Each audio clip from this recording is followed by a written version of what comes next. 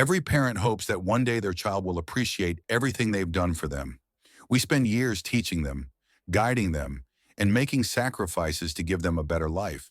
But sometimes those years of love and dedication feel like they count for nothing. I had always been there for her. I always thought we had that special bond, just the two of us. She was my pride and joy.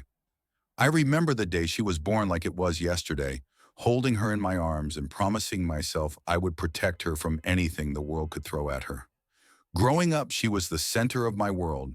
Her laughter, her dreams, her small hands holding on to me. Everything was perfect. I was there for every big moment. Her first steps, her first school play, and then her graduation. It was my job, my responsibility to give her everything she needed to succeed. I made sure she never felt alone. As time went on, she grew older. She became more independent, as children do.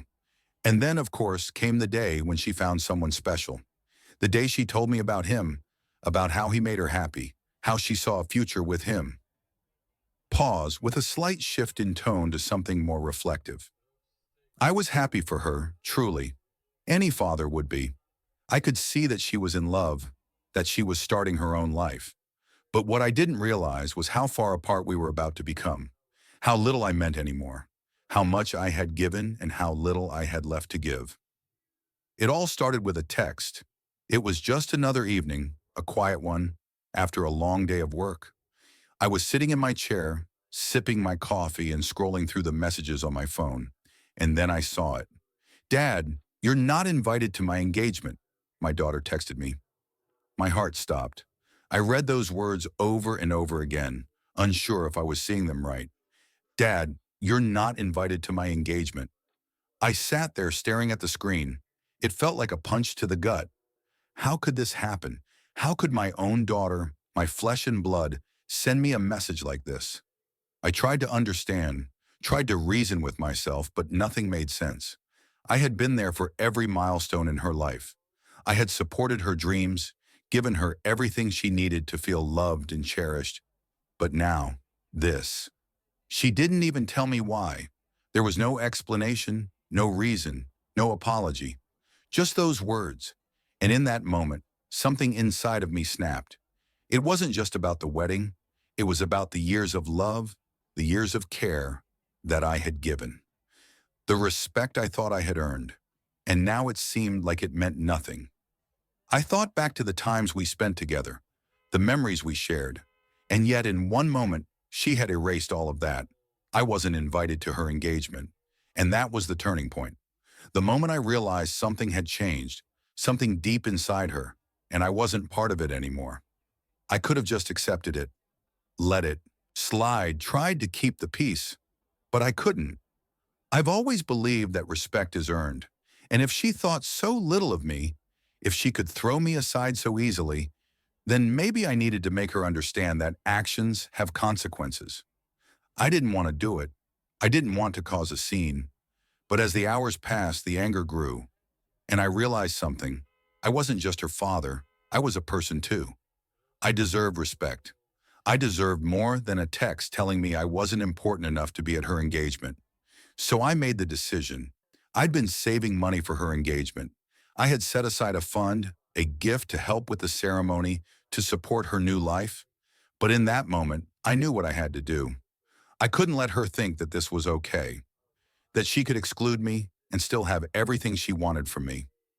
No, I had to make her feel the weight of what she had done. I canceled the fund. I withdrew everything I had set aside for her. I wanted her to understand that love isn't something you can just take for granted. It's something you earn, something you nurture. And by excluding me, she had crossed a line. I stared at the screen in disbelief, my heart pounding in my chest. I couldn't believe what I was reading. "Dad, you're not invited to my engagement," it said. Over and over, the words echoed in my mind. Was this some kind of joke? Was this really happening? I rubbed my eyes, convinced that I must have been seeing things. But no, the message was still there, just waiting for me to process it, waiting for me to accept it. How could she do this? How could she, my own daughter, tell me that I wasn't invited to such a monumental day in her life? Wasn't I the one who held her when she was born, when she took her first steps, when she graduated? I've been her father through it all. And now I wasn't even good enough to be at her engagement. I sat there, frozen. The text message in front of me felt like it had a weight of its own, pulling me into a place I didn't want to go. Every part of me wanted to just pretend like it didn't matter, to say it was just a misunderstanding. But I knew better.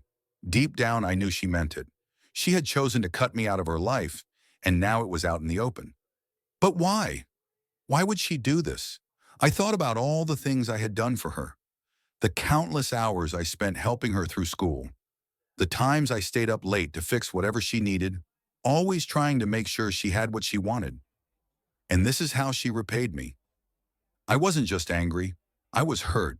I felt betrayed by the one person I had poured so much love and effort into. How could I have been so blind? Was all my love for her really just one-sided? Fathers struggle to understand. I tried to reason with myself. Maybe she was going through something. Maybe there was some explanation I wasn't seeing. Maybe I had done something wrong. But every time I tried to think logically, my emotions got in the way. I couldn't stop the flood of thoughts. Every memory of her, every moment I had cherished, seemed to blur, fading into the pain of her rejection. And then it hit me. What if this wasn't just about the engagement? What if it was about something deeper? Had I failed as a father? Was this the moment she decided she no longer needed me? I thought about the last few years. Maybe I had been too focused on being a provider, on making sure everything was perfect. Maybe I didn't pay enough attention to the things that really mattered. I had always told her that family came first. But had I lived by that? Had I made her feel like she was enough? Or had I been too busy making sure I did everything right on the outside? I could feel the anger rising in me again. But this time, it wasn't just about being excluded from her engagement. It was about the years of unspoken tension that had led to this moment. I had tried so hard to be there for her, but somehow it wasn't enough. I knew what I had to do. I couldn't let this go. Not now. Not after everything. I wasn't going to just sit by and let her treat me like this. I thought about the money I had set aside for her engagement, the fund I'd saved over the years to help her with the ceremony, to make sure she had the wedding of her dreams. It was supposed to be a gift, a sign of my love and support.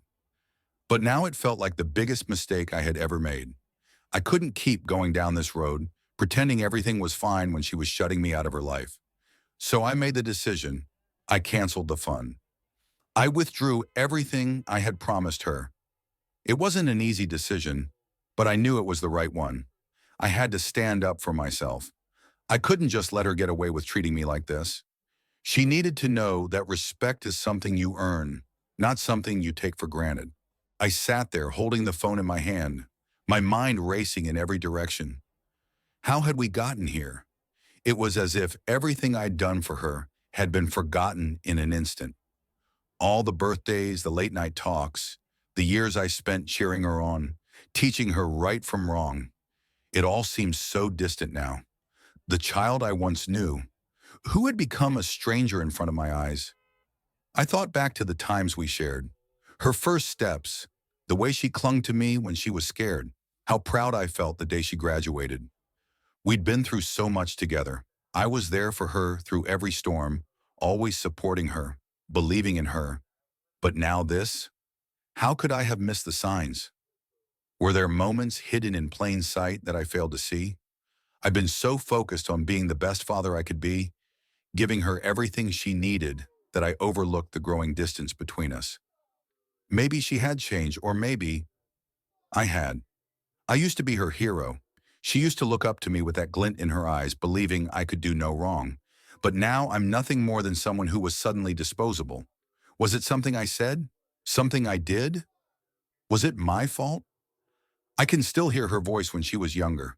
So innocent, full of trust. She'd tell me everything. But now she had chosen this path without a second thought. What had happened to that little girl who depended on me? Had I let her down in some way? Had I failed as a father? I kept replaying the moments, trying to make sense of it all. Was I the cause of her pain, or was this just a consequence of time passing? We grow, We change. We become different people. But this wasn't supposed to happen between us. Was I so caught up in being the father that I missed being the person she needed? I had always been there for her. So why? Why didn't she want me there now? I felt the sting in my chest, like a weight I couldn't shake. It wasn't just the text.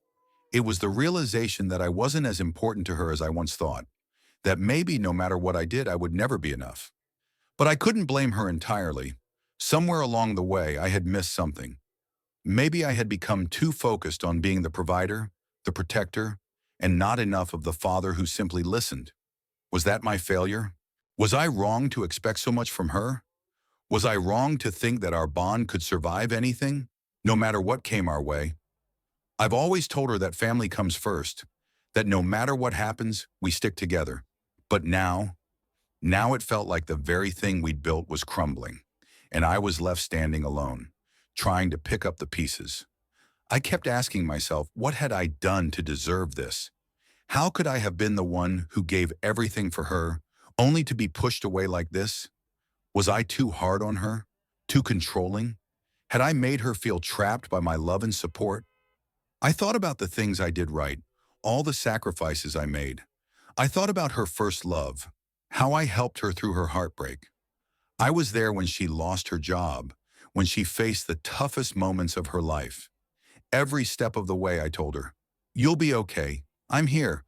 So why, in this moment, was I not enough? I had always been proud of her, so proud. Watching her grow into the woman she was becoming was the greatest joy of my life. But now I wondered if I was just a shadow in her past, someone who had once been a part of her life, but was no longer necessary. There's this saying that when you give your heart to someone, you're vulnerable. You put everything you are into that relationship, trusting it will be valued, trusting it will be returned. But what happens when it's not? What happens when that trust is shattered, when everything you thought you knew is suddenly turned upside down? I thought back to the days when we used to talk, when we used to laugh. Where did those moments go? Where did the girl who would run into my arms for comfort go? And why couldn't she see the pain I was in now? In that moment, I realized that maybe I had to let go of trying to fix it. Maybe I had to let go of the guilt I was feeling, because if I didn't, I would only continue to destroy myself. I wasn't perfect, and I couldn't control everything. But this was out of my hands. It was hers now. She had made her choice. The pain wasn't just from her words, it was the realization that somewhere, somehow, we had both changed. She had grown into someone I didn't fully understand anymore. And maybe I had become someone she no longer recognized. But this wasn't the end. It couldn't be. I had to find a way to heal, to move on from this hurt, to stop questioning myself for things I couldn't change. No matter what had happened, I had done my best. And maybe that was enough.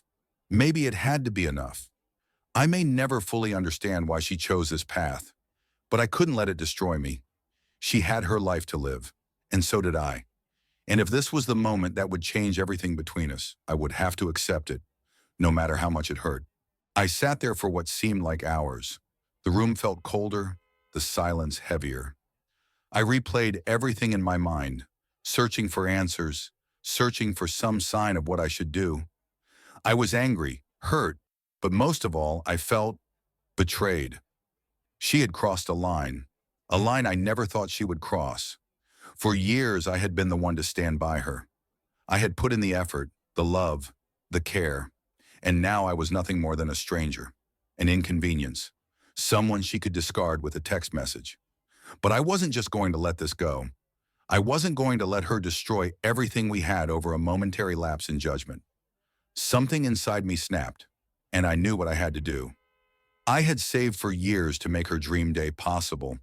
It wasn't just about the money. It was about the thought, the planning, the years of sacrifice.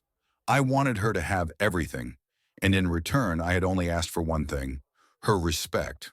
But that was clearly too much to ask for now. I didn't owe her an explanation. I didn't owe her an apology.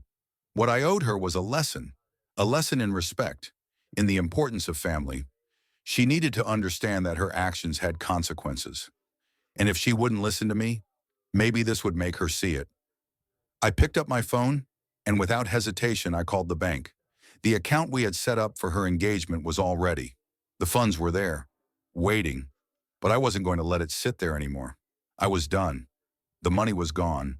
The account closed. Her dream day was no longer mine to give.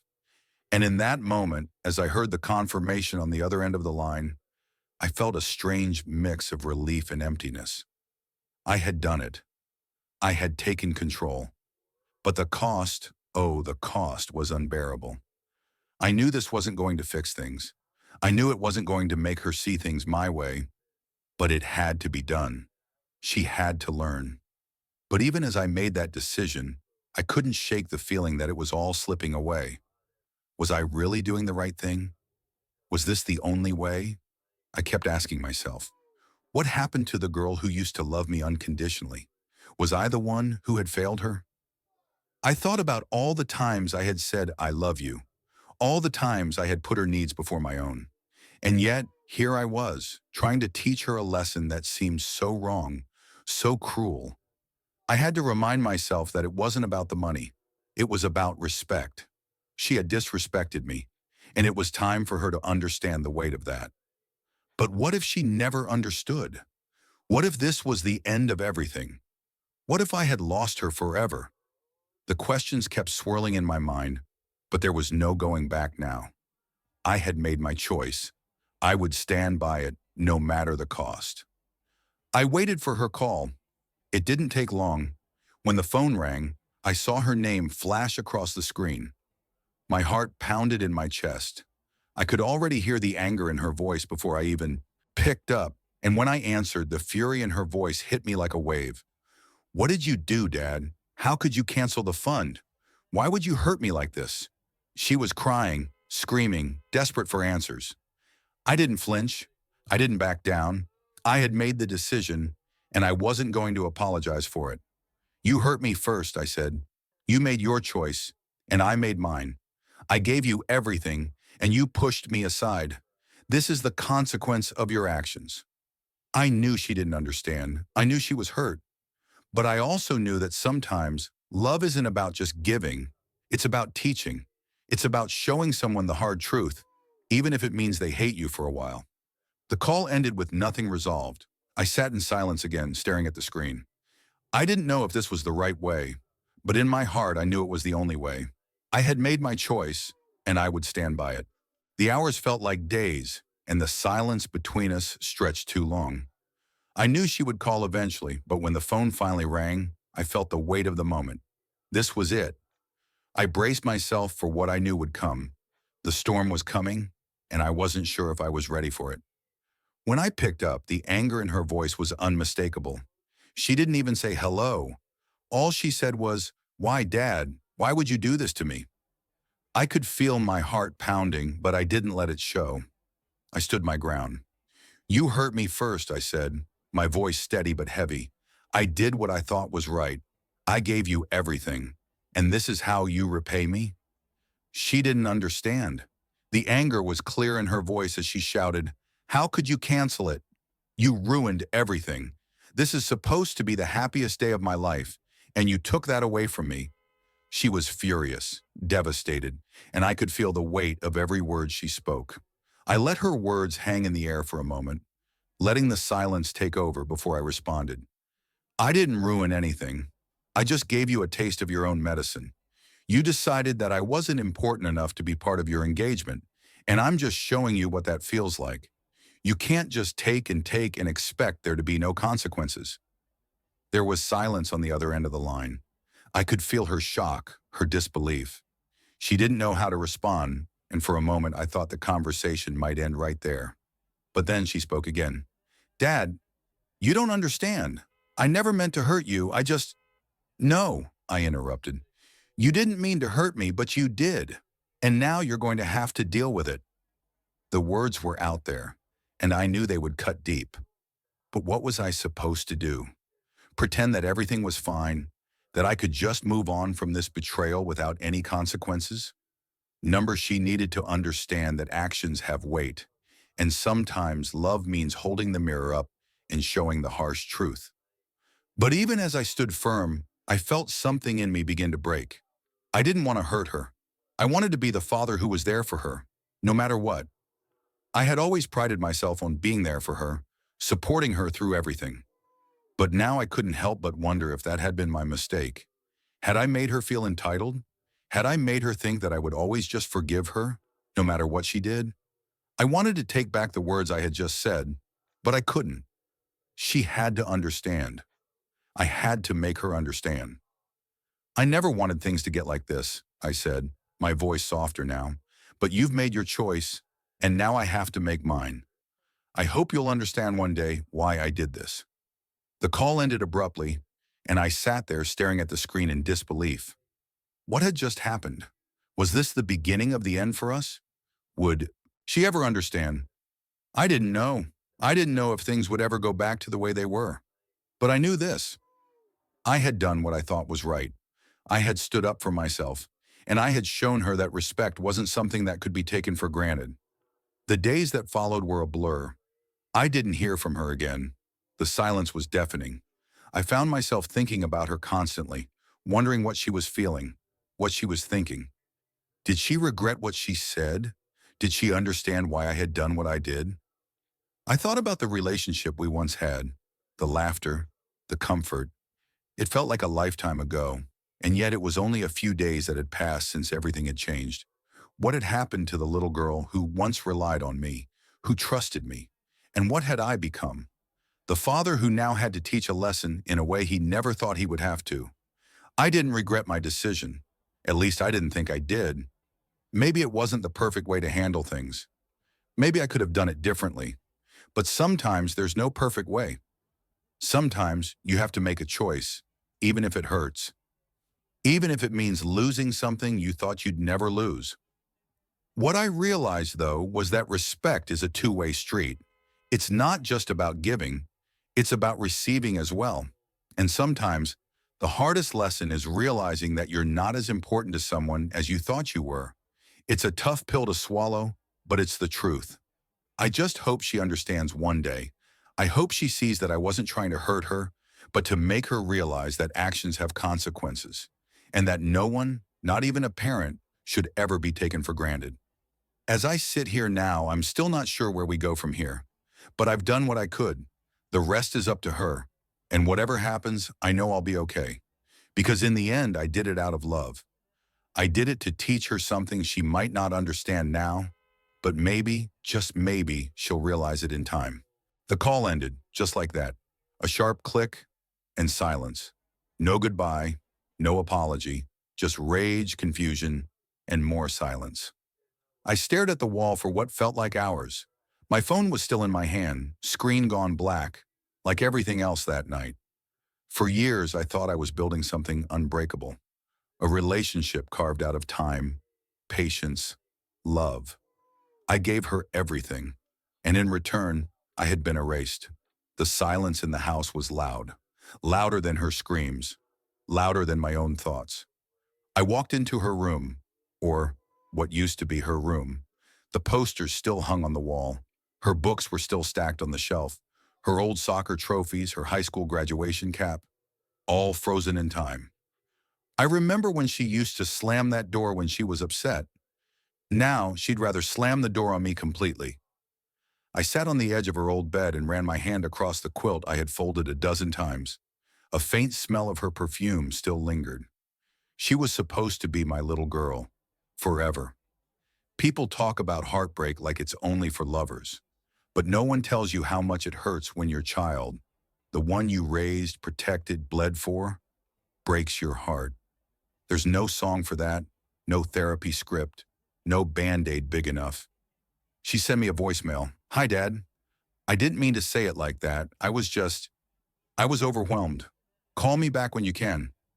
I played that message 12 times, maybe more, each time hoping I had missed a second, a sentence, a sign that told me she still loved me. But I didn't call her back. I didn't know what to say, because what if she didn't mean it? What if this wasn't just a mistake, but a truth finally revealed? People say family sticks together, but sometimes it's the family that twists the knife the deepest. After the call with my daughter, I didn't say much to anyone. I thought silence would shield me, but word spreads, especially in families where everyone has an opinion and no one waits to be asked. The first to call was my sister, and I already knew what tone she'd use before she even opened her mouth.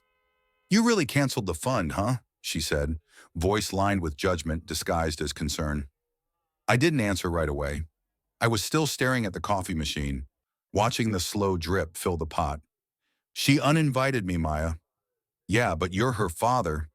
"Exactly." And she forgot that. I could hear her exhale through the phone. That breath, long, disappointed, louder than her words. "She's young," she said. "She's cruel," I replied. There was a pause, a silence only siblings know how to wield. The kind that says, "You're being stubborn," without actually saying it. "I'm just saying," Maya continued, "maybe don't burn the whole bridge." I hung up gently. I didn't want to argue, but I was tired of being told to be the bigger person just because I was the parent. That weekend, the invitations went out. Everyone else got one. My brother, his kids, my cousins, even neighbors who barely knew her fiancé. Me, just a memory. My phone buzzed every few hours. Photos of invitations. Messages like, "She's probably just stressed, man. You know, brides, maybe you should reach out first. You only get one daughter's engagement." They meant well. I know they did. But they didn't feel what I felt. They weren't the ones erased from the narrative. Not for forgetting a birthday or missing a school play, but for, what? Still being her father? Then there was him, the man she was marrying. I never really knew him. She brought him home once. He was polite, too polite, the kind of polite that makes your skin itch. Smiled too much. Called me sir, like it was a script. He never looked me in the eye. Something about him always felt curated, like he was performing, playing the part, saying what he thought I wanted to hear. You can tell a lot about a man by how he treats silence. He never asked questions, never showed interest in our family traditions, our stories, the things that made us us. When I tried to bond, offer him a drink, share an old story, tell him about her first steps, her old fears, the song she made me play on repeat when she was 5, he just nodded, smiled. Nothing stuck. He didn't want to know her past. He only wanted to build his future. Without me. And maybe that's why she pushed me away. Maybe he convinced her I was holding her back. Or maybe she already believed it. Later that week, I got a visit from my cousin David. He didn't come to scold. He didn't come with advice. Just brought coffee, sat across from me on the porch and said, "You doing okay?" I shrugged. That was the best I could offer. "I heard what happened. I'm not taking sides, man, just trying to understand." I appreciated that. No one else tried to understand. Everyone else tried to fix it. "She's your daughter," he said. "Yeah, and I'm her father," I replied. "Doesn't feel like it right now." It doesn't. We sat in silence for a while, watching cars pass by, letting the day fade a little. Then he said something I didn't expect. "You know, sometimes people confuse boundaries with betrayal." I looked at him. "Maybe she's trying to grow her own roots. Maybe she thinks saying no to you is her way of being an adult. A messed up way, but still." I didn't respond. I didn't know how to, because even if he was right, it didn't hurt any less. I still remember the first time she rode a bike without training wheels. We were at the park near the old library. She was scared. Her hands clutched the handlebars so tight her knuckles turned white. "Don't let go, Dad," she kept shouting. "I won't," I promised. And I didn't. Not until she was ready. Not until she looked back and said, "You can let go now." That was the deal. That I'd hold on until she said I could let go. But this time, she didn't look back. She let go of me first. That night, I sat alone at the dinner table. The seat across from me was empty. It had been empty for months, ever since she moved out, ever since she stopped calling. I still made enough food for 2. Habit, I guess, maybe hope. I stared at my plate and thought about what people said. "You're her father. Just apologize. Make it right." But they didn't see the whole picture. They didn't see the years I gave her, the sacrifices, the sleepless nights, the times I said no to myself so I could say yes to her, they didn't feel the way her message made me feel, like a guest being declined entry to a home he helped build. She may be my daughter, but that doesn't mean I'm invisible. Respect isn't something you outgrow, and love doesn't mean unquestioning loyalty. It means effort, it means invitation, it means saying, you still matter to me. And until she says that, I'm not knocking on a door that slams in my face. I wake up earlier these days, not because I need to, but because it's hard to sleep when the silence presses so heavily on your chest. There's no one to make breakfast for anymore. No one to ask how they want their eggs or whether they're running late for work. I still go through the motions sometimes. 2 cups of coffee, 2 slices of toast. And then I remember, it's just me. I sit at the edge of my bed longer than I should, just staring out the window, watching the neighborhood come alive. The kids riding bikes, the mothers hurrying their children into cars, the paperboy tossing headlines that never feel new. Once upon a time, we were part of that rhythm. Me and her, laughing in the mornings, arguing about the bathroom mirror, singing to bad radio songs in the kitchen. I remember those days so clearly, it almost hurts to think they're gone. And yet, here I am, alone, wondering when exactly she started drifting away. I suppose there were signs. The missed calls, the shorter visits, the way her eyes would glance at her phone even when I was mid-sentence, the way she stopped laughing at my jokes, the ones that used to make her fall off the couch. I noticed it all, but I kept telling myself it was just adulthood, just her growing up, finding her own life. I didn't realize she was also building walls. I remember her first day of high school. She had a new backpack, purple, with way too many keychains. She wore her hair in a ponytail, and she hated it, but I didn't know how to braid. I stood outside the school gate, trying not to cry as she walked away. She turned around once, smiled, waved. That wave meant everything. When did we stop waving? I remember when she got sick, pneumonia, winter of '09. I didn't sleep for 4 nights. Sat by her bed, held her hand, whispered stories just to keep her calm. She used to say, "Dad, you're the safest place I know." When did I stop being that place? I kept every birthday card she ever gave me. There's a drawer in the study, the third one on the right. Inside are years of crayon-colored messages. Best dad ever. You're my hero. Love you forever. Forever. That word used to mean something. Now it just echoes. I remember teaching her how to drive. She was terrified. Every turn was a drama. Every break, a jolt. She screamed the first time we went on the highway. I kept telling her, relax. I'm here. I won't let anything happen.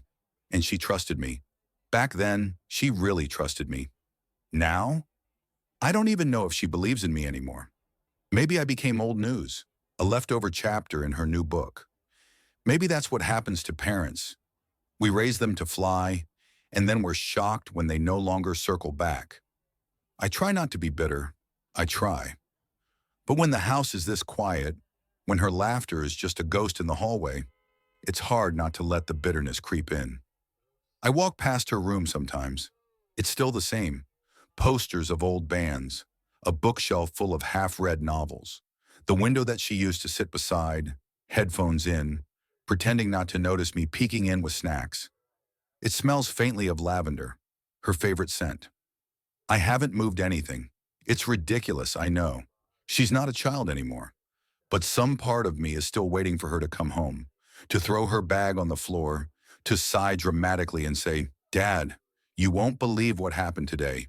But the only thing that happens now is silence. Evenings are the worst. When the sun begins to set and the sky turns a deep shade of orange, I feel it most then. That aching space in my chest, that longing, that wish that I could rewind time, fix something, if only I knew what. I go through old photos sometimes, flip through albums like they're scriptures, her first smile, her first school play, the Halloween where she dressed up as a dinosaur and made me wear a matching tail. God, she used to adore me. When did that change? Was it something I said? Something I missed? Was I too strict? Too soft? Did I not listen enough? Or did I listen too much always trying to fix instead of just being there. The questions are endless. The answers, silent. I don't talk to many people anymore. Friends call, but I keep conversations short. What would I even say? That my daughter doesn't want me at her engagement? That the child I raised like glass now treats me like stone? They wouldn't understand.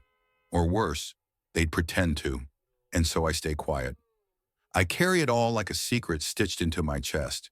Smile when I need to. Nod when asked how I'm doing. But inside, I miss her. Not just the idea of her. Not just the grown woman planning a wedding I won't attend. I miss her.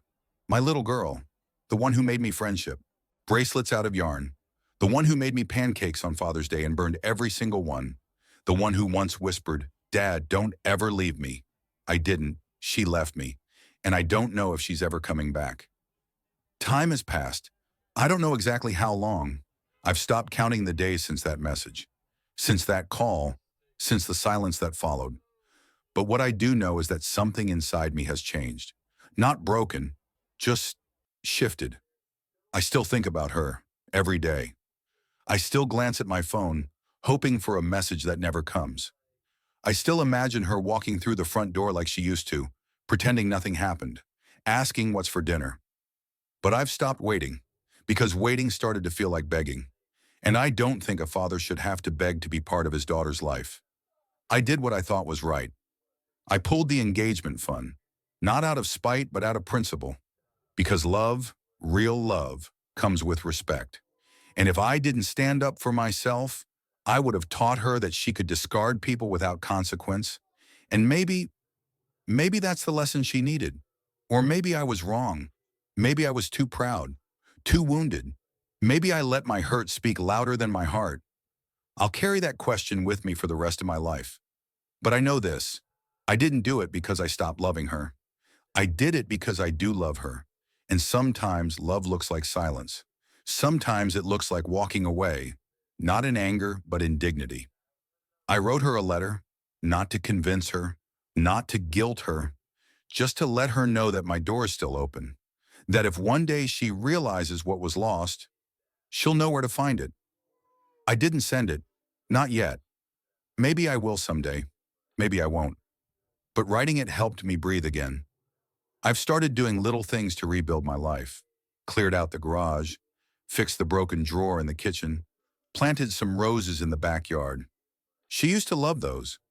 I don't know if she remembers, but I do. I still cook for two sometimes. Old habits, I guess. Or maybe just hope dressed in denial. And sometimes, I set her plate at the table. I don't eat with it there. I just look at it and wonder if she's happy, if she misses me, if she even thinks of me when someone calls her Dad's girl. The engagement went ahead. I wasn't invited. Of course. Someone sent me photos, though. I didn't ask. They just appeared in my inbox one morning. There she was, glowing, radiant, beautiful in her white dress. The kind of beauty that stops time. And beside her, the man I still barely know. I looked at the photos for a long time. My hands didn't shake. My eyes didn't tear. I just looked, not with jealousy, not with regret, just with love. Because no matter how far she drifts, no matter how many miles she puts between us, she'll always be mine. Not in a possessive way, but in the quiet, sacred way that fathers carry their daughters in their hearts forever. She's not the little girl who ran into my arms anymore. She's not the teenager who slammed doors and whispered apologies hours later. She's not the college grad who made me cry with a simple, "Thanks, Dad." She's a woman now, and maybe she needed to break free to become one. I'm learning to let go, not out of anger, but out of acceptance. Because holding on too tightly only strangles what little thread remains. I still hope, though. Hope that one day I'll hear her voice again, softer, steadier, more understanding. Hope that one day we'll sit across from each other and laugh without the weight of everything unsaid between us. Hope that one day she'll look me in the eye and say, "I didn't know how much you meant to me until you weren't there. But until that day comes, if it ever does, I'll be here, living, breathing, loving her from a distance. Not because I need her to come back, but because I'll never stop being her father.